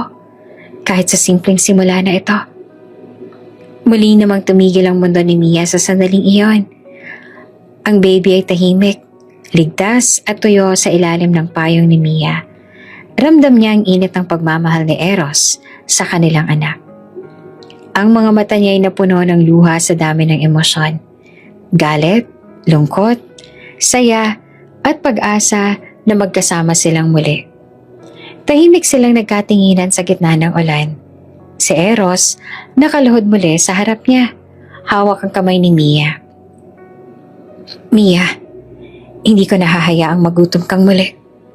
Hindi ko nahahayaang maranasan mo ang lungkot at hirap na mag-isa. Sana tanggapin mo ang panibagong simula para sa atin, para sa bata. Si Mia naginginig sa dami ng emosyon, unti-unting napapalapit sa kanya. Eros, hindi ko alam kung sapat ang mga salita mo, pero nakikita ko. Ramdam ko ang pagmamahal mo sa kanya, sa anak natin, at ramdam ko rin ang pagmamahal mo sa akin. Dahan-dahan inabot ni Mia ang sanggol kay Eros, na bahagya namang ngumiti. Tumanggap ng maliit na yakap mula sa bata. Salamat, Mia. Salamat sa pagkakataon. Magsimula tayo muli, kahit sa simpleng paraan. Sa probinsya. Bulong niya habang pinagmamasan ng kanilang anak. Sa kabila ng ulan, naglakad silang magkatabi sa gilid ng kalsada. Hawak ang sanggol sa pagitan nila. Ang bawat patak ng ulan ay parang musika ng bagong simula. Hindi malamig at malungkot, kundi nagdadala ng kalinisan at pag-asa. Habang ang araw ay sumisilip sa pagitan ng mga ulap, naramdaman ni Mia ang kapanatagan na matagal niya nang hinihintay. Ang nakaraan ay naroon pa sa alaala, ngunit ang kasalukuyan at hinaharap ay puno ng pangako at pagmamahal. Sa wakas, ramdam niya ang seguridad, hindi lang para sa sarili niya, kundi para sa kanilang anak at sa bagong pamilya na unti-unti nilang binubuo. Eros, simula ngayon, magkasama na tayo, para sa bata at para sa atin. Bulong ni Mia, habang pinagmamasan ng maliit na paa ng sanggol na kumikislap sa ilalim ng payong. Tumango naman si Eros, dahan-dahang niyakap si Mia at ang bata sa gitna ng ulan. Oo, Mia. Simula ngayon wala nang hiwalayan. Walang galit. Tanging pagmamahal at pamilyang mananatili. Tahimik ang probinsya, ngunit ramdam ang bagong simula. Ang ulan ay patuloy na bumubuhos, ngunit ang bawat patak ay nagdadala ng biyaya ng kalinisan sa nakaraan at ng pangako sa kinabukasan. Sa simpleng bahay at payak na paligid, si Mia, si Eros at si Eros Jr. ay nagsimula ng panibagong kabanata. Handang harapin ang bawat hamon, ngunit magkasama at puno ng pagmamahalan. Matapos ang pagbabalik probinsya, pansamantalang tumira si Mia sa maliit niyang bahay kasama ang sanggol na lang si Eros Jr. Ang bawat araw ay tahimik at malayo sa ingay at problema ng lungsod. Ngunit puno siya ng simpleng gawain at sorpresa na nagpapaalala sa kanila ng kahalagahan ng pamilya. Si Eros na dati bilyonaryo, ngayon ay natuto na sa simpleng buhay. Ang bawat takbang ay bagong karanasan. Ang pagkain ng tuyo at kanin, ang pag-igib ng tubig mula sa balon, at ang pag-aalaga sa sanggol. Kahit ang mga bagay na dati trivial sa kanya, ngayon ay puno ng kasiyahan at pagmamahal. Wow! Ganito palang buhay sa probinsya. Sabi ni Eros habang dahan-dahang pinapakain si Eros Jr. sa baby spoon. Simple, pero nakaka-relax. At may saya pala. Si Mia ay nakaupo naman sa tabi nila na pangiti. Eros, minsan kailangan nating bumalik sa simpleng buhay para tunay nating maunawaan ang pamilya. Hindi lahat ng bagay ay pera o status. Ang pinakamahalaga ay nandito tayo, magkasama at may anak tayo. Habang nakatingin kay Eros Jr., napansin ni Eros kung gaano siyang kasaya. Ang maliit na kamay ng bata ay kumakapit sa daliri niya. Ang bawat maliit na galaw ay nagpapasaya sa puso niya. Hindi niya inaasahan na sa simpleng halakhak ng bata, makaramdam siya ng ganitong ligaya at kapayapaan. Dahil sanggol pa si Eros Jr., simple lang ang kanilang laro. Hawak-hawak, naglalaro ng peekaboo at hinahaplos ang maliit na kamay at paa. Sa bawat tawa ng bata, nawawala ang tensyon at galit na dala pa ni Eros mula sa lungsod. Unti-unti, ramdam niya ang totoong kahulugan ng pagiging magulang at pamilya. Alam mo, Mia, dati, iniisip ko na ang buhay ay tungkol lang sa negosyo at pera. Wika ni Eros habang iniikot ang stroller ng sanggol sa maliit na bakuran. Pero ngayon, ramdam ko na ang tunay na halaga. Ang pagmamahal, simpleng tuwa, at bawat sandali kasama ang pamilya. Si Mia, hawak ang sanggol sa baby carrier ay tumango. Oo, Eros, ang pamilya hindi naman nasusukat sa yaman. Ang pagmamahal, pagtutulungan, at pag-aaruga, iyon ang tunay na sukatan. Sa bawat araw na lumilipas, si Eros ay natututo ring gumawa ng mga simpleng gawain sa bahay. Nagluluto ng payak na pagkain, naglilinis at nag-aalaga sa sanggol. Hindi siya eksperto. Ngunit sa bawat pagkakamali, natututo siya at napapatawa ang pamilya sa kanyang mga attempts. Sa sandaling iyon, ramdam ni Mia na nagbabago na ang puso ni Eros. Ang dating bilyonaryo, na laging abala sa negosyo at deadlines, ngayon ay natututo na ng pasensya, pagmamahal at kasiyahan sa simpleng bagay. Ang bawat tawa ng bata ay parang musika sa kanyang tenga at bawat yakap ay nagbibigay ng kapayapaan sa kanyang damdamin. Sa gabi, habang nakahiga si Eros Jr. sa kanilang harap sa crib, hawak naman ni Mia ang kamay ni Eros at nakatingin sa kanya. Eros, tignan mo ang bata. Ganito palang tunay na saya at pagmamahal. Ang pamilya, higit pa sa kahit anong pera o negosyo. Bulong ni Mia. Tumango naman si Eros at dahan-dahan iniabot ang kamay para hawakan ang braso ni Mia. Oo, Mia. At ngayon, ramdam ko na kung gaanong kahalaga ang bawat sandali, bawat halakhak, at bawat yakap. Mula ngayon, ito na ang simula ng panibagong buhay para sa atin.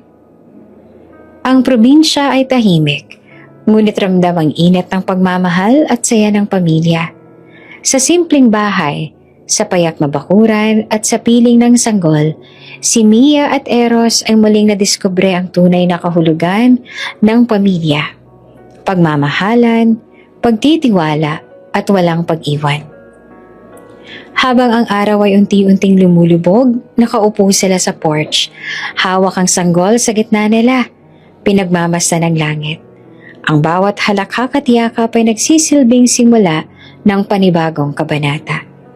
Sa wakas, ramdam nila ang kapayapaan, kasiyahan at pagmamahal na matagal na lang hinintay.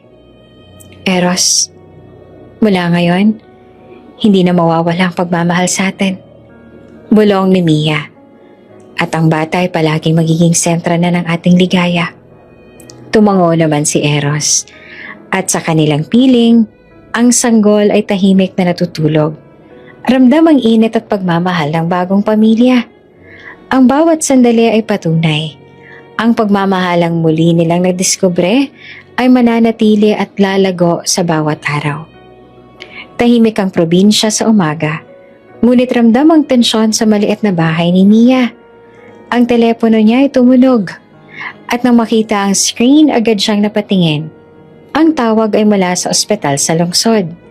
Naaksidente si Eros habang pauwi. Kritikal ang kanyang kondisyon. Hindi to pwedeng mangyari ngayon. Bulong ni Mia. Ramdam ang takot at pangamba. Dali-dali niyang pinaghanda ang sarili. Agad niyang iniwan ang kanilang maliit na bahay. Iniwan sandali si Eros Jr. sa kapitbahay na kanilang pinagkakatiwalaan. Pakiingatan po siya ha. Sandali lang po ito. Mabilis niyang paalalahanan habang binibigyan ng pagkain at laruan ng sanggol. Sa kalsada, bawat segundo ay parang minuto. Ang isip ni Mia ay naguguluhan, puno ng pangamba. Hindi niya inasahan na sa simpleng biyahe pabalik sa lungsod, darating ang ganitong trahedya. Ngunit alam niyang hindi siya pwedeng mag-antala. Kailangan niyang maabutan si Eros sa ospital. Pagdating niya, nakita niyang eksena. Si Eros nakahiga sa stretcher, may mga tubong nakakabit sa katawan, at ang mukha niya ay maputla at masakit tingnan. Ang doktor ay abala sa pagbibigay ng paunang lunas. Ma'am, kailangan niya po masalinan agad ng dugo. Sabi ng nurse na tinitingnan ng vital signs. Hindi naman nagdalawang isip pa si Mia.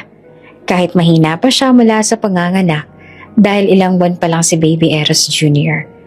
Alam niyang ito na ang pagkakataon para iligtas niya ang buhay ng ama ng kanyang anak. Huminga siya ng malalim at sumunod sa doktor para sa proseso ng blood transfusion. Habang inuumpisahan, ramdam ni Mia ang pagkakahilo at panghihina sa katawan. Ngunit pinilit niyang manatili sa tabi ni Eros. Hawak ang kanyang kamay at sinasabing, "Gumising ka, Eros. Kailangan ka namin. Hindi mo pwedeng iwan kami ng anak natin." Ang boses niya ay nanginginig, ngunit puno ng determinasyon at pagmamahal. Dahan-dahan, unti-unti ring bumuti ang kondisyon ni Eros.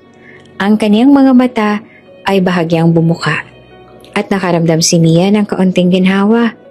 Ang doktor ay ngumiti. "Salamat sa inyo, ma'am. Dahil sa inyong sakripisyo, malaki ang chance niyang makaligtas."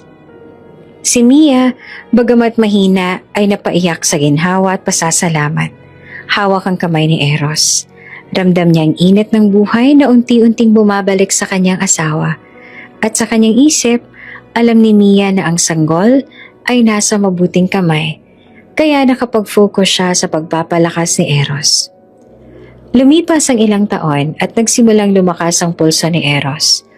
Ang bawat titig ni Mia sa kanya ay puno ng pagmamahal at pasasalamat. Ramdam niya na ang sakripisyong ginawa niya ay nagbunga. Buhay pa si Eros at may pagkakataon pa silang muling magkasama bilang pamilya. "Eros, gising ka na." Bulong niya sa kanya. Hawak ang kamay niya ng mahigpit. "Hindi mo kami pwedeng iwan. Kailangan ka pa ng anak natin. At kailangan kita." Dahan-dahan namang umiti si Eros. Ang mga mata niya ay bahagyang bumukas at nagpakita ng kaunting liwanag. "Mia, salamat. Salamat sa lahat."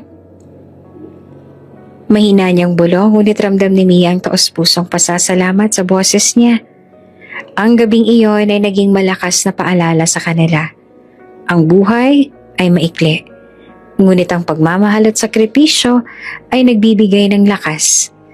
Ang simpleng ospital sa lungsod ay naging lugar ng panibagong simula para sa kanilang pamilya. Pagkatapos ng transfusion, si Mia ay nasa tabi ni Eros, pinagmamasan ng bawat sandali, napuno ng damdamin, takot, pag-aalala, at higit sa lahat pagmamahal na hindi matitinag. Eros, mula ngayon, wala na makakapag-iwalay sa atin. Ang pamilya natin ay mananatili at hindi ko hahayaang mangyari muli ang anumang masama sa atin. Wika niya habang tinitingnan ang mukha ng asawa. Sa tahimik na ospital na iyon, ramdam ni Mia ang bigat ng sitwasyon, ngunit kasabay nito ay ramdam niya ang lakas ng kanilang pagmamahalan.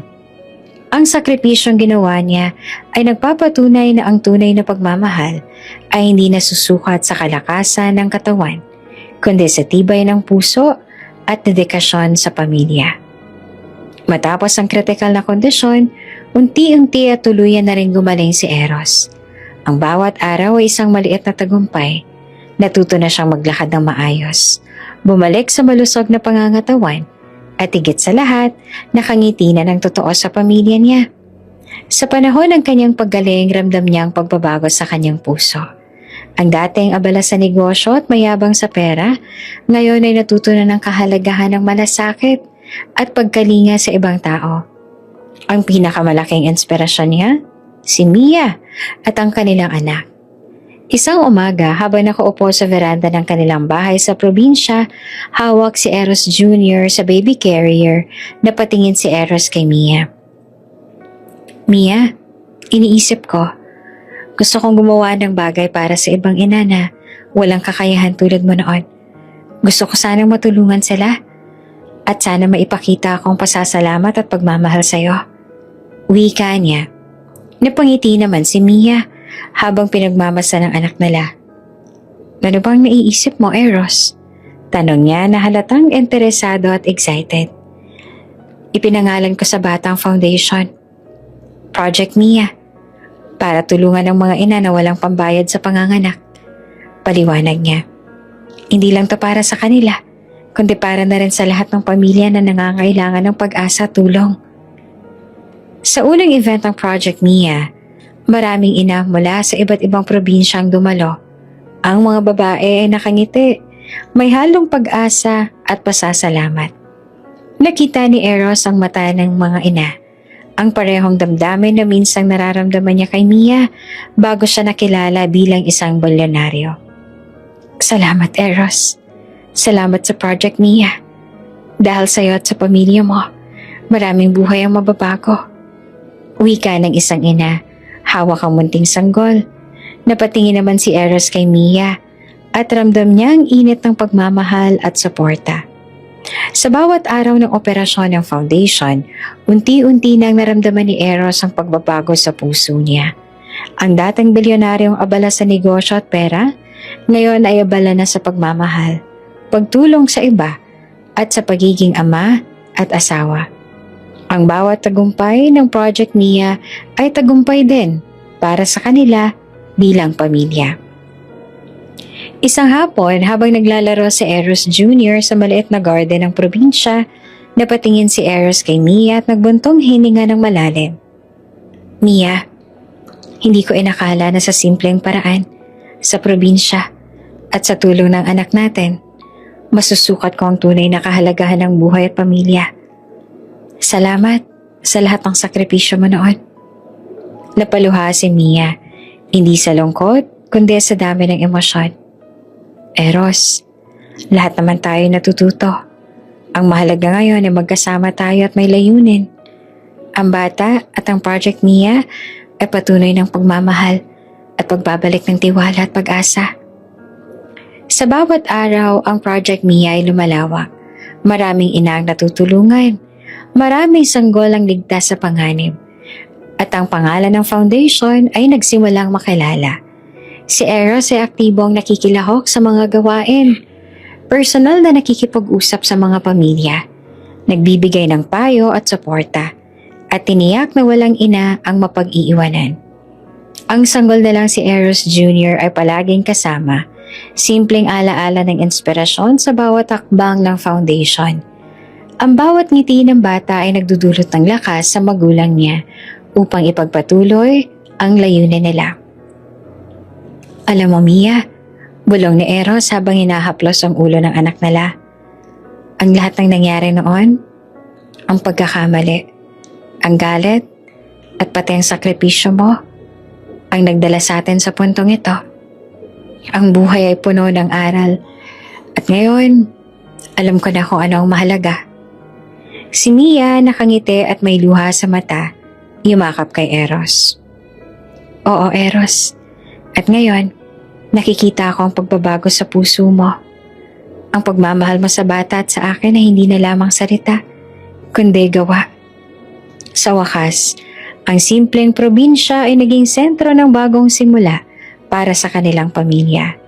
Si Eros, si Mia, at si Eros Jr. ay simbolo ng pagbabago, pag-asa, at pagmamahal. Ang Project Mia ay hindi lamang programa. Ito ay patunay ng kanilang pagmamahalan at dedikasyon sa ibang tao. Ang bawat araw ay puno ng saya, pagtutulungan at pagmamahalan. Ang bilyonaryo na minsang natutong umasa sa pera at posisyon, ngayon ay natutong umasa sa puso at pamilya. Sa harap ng mga ina at sanggol na tinulungan ng Project Mia, ramdam ni Eros ang kasiyahan at kapayapaan na matagal niyang hinintay. Tahimik ang umaga sa tabing dagat. Ang alon ay dahan-dahang humahampas sa buhanginan, habang ang unang sikat ng araw ay bumalot sa langit ng ginintoang kulay. Hawak ni Mia ang cellphone niya, at sa wakas, binasa niya ang huling message na iniwan niya para kay Eros. Hindi pala aksidente ang mali kong pagsend ng message. Baka tadhana lang talaga na ibalik tayo sa isa't isa. Napangiti naman si Mia, ramdamang halo ng saya at nostalgia. Ang mensaheng iyon na minsang nagdulot ng pagkagulat at kalituhan, ngayon ay simbolo ng kanilang panibagong simula. Hindi lang ito mensahe, ito ang alaala ng kanilang paglalakbay mula sa galit, pagkakanulo at pagdududa hanggang sa sakripisyo, pagmamahal at muling pagtanggap. Si Eros naman na nakaupo sa tabi niya ay nakatingin sa kanya nang may halong pagkamangha at init sa puso. Mia, ganito pala nagsimula muli ang lahat. Bulong niya, hawak ang kamay niya. Isang maling text ang nagdala sa atin sa puntong ito. Hawak-hawak na lang, sanggol na lang si Eros Jr. na nakatingin sa kanila na parang naiintindihan ang kahalagahan ng sandaling iyon. Ang maliit na kamay ng bata ay kumakapit sa daliri ni Mia at sa bawat ngiti niya, ramdam ni Eros ang kabuuan ng kanilang pamilya. Alam mo, Eros, sabi ni Mia habang pinagmamasa ng mga alon sa dagat. Minsan kahit mali ang landas na tinatahak natin, may pagkakataon pa rin tayong mahanap ang tamang direksyon. Ang mensahe noon, kahit hindi sinasadya, ang nagdala sa atin sa tadhana na hindi natin maikakaila. Napangiti si Eros at dahan-dahang niyakap si Mia at ang bata. Oo, Mia. At ngayon ramdam ko na ang lahat. Ang bawat takbang ng nakaraan, bawat pagkakamali at sakripisyo mo ay nagdala sa atin sa tamang landas. Salamat sa iyo at sa bata. Ang tatlo ngayon ay magkayakap, nananatili sa tabing dagat habang sumisikat ang araw. Ang hangin ay sariwa at ang tunog ng alon ay tila musika na nagpapalakas sa damdamin nila. Sa simpleng yakap na iyon, ramdam nila ang kabuuan ng kanilang paglalakbay. Lahat ng sakit, pagdududa at luha ay napawi na, pinalitan ng pagmamahal at bagong simula. Si Eros Jr. na sanggol pa lamang ay natutong ngumiti at tumakbo sa maliit na buhangin sa tabi nila na parang alam niyang ligtas siya sa piling ng mga magulang. Ang bawat halakak niya ay nagdala ng kasiyahan at lakas sa mag-asawa. Ang mensahe noon, hindi lamang nagbalik sa atin sa isa't isa, bulong ni Mia, kundi nagbigay din ng pagkakataon na magsimula muli at mas pahalagahan ang bawat sandali. Ang bawat yakap, halakhak at luha natin ay nagpatibay sa atin. Si Eros habang nakatingin sa anak at sa asawa ay napangiti. Ngayon alam ko na, Mia, ang tunay na halaga ng pamilya ay hindi sa pera, hindi sa status, kundi sa pagmamahal at pagtitiwala at sa bawat sandaling magkasama tayo. Ang araw ay unti-unting tumataas, binabalot ang dagat at buhangin sa gintong liwanag. Sa gitna ng liwanag, si Mia at Eros ay nagyakapang muli, hawak ang kanilang anak. Ang mensahe na noon ay nagdulot ng pagkabigla at sakit, ngayon ay nagdala na ng ligaya at kapayapaan. Eros, salamat. Salamat sa pagkakataon, sa pag-unawa at sa pagmamahal mo. Ang lahat ng nangyari noon ay patunay lang na tadhana talagang nagdala sa atin sa tamang daan. Tumango naman si Eros, sabay nilang niyakap si Eros Jr. Sa sandaling iyon, nauunawaan nila ay isang simpleng maling text ang nagpagaling sa lahat ng sugat, nagdala ng kapatawaran at muling nagbuklod sa kanilang pamilya. Ang lahat ng nakaraan, galit, duda, pagkakanulo, ay napawi ng pagmamahal na higit sa lahat. Ngayon, panibagong simula na to. Ang pamilya natin, hindi na matitinag. Bulong pa ni Eros. At sa tabing dagat, habang ang araw ay patuloy na sumisikat, ang tatlong miyembro ng pamilya Del Valle na sina Eros, Mia at Eros Jr. ay nagyakapan. Ramdam ang init, ligaya at pagmamahalan. Isang panibagong buhay ay nagsimula mula sa isang simpleng mensahe na nagdala ng tamang tadhana at nagpagaling ng lahat ng sugat ng nakaraan. Bago ka pa lang sa channel neto, ibang kwento ni Ate Jane, istorya mo, ikwento ko. Huwag kalimutang pindutin ang notification bell at subscribe button.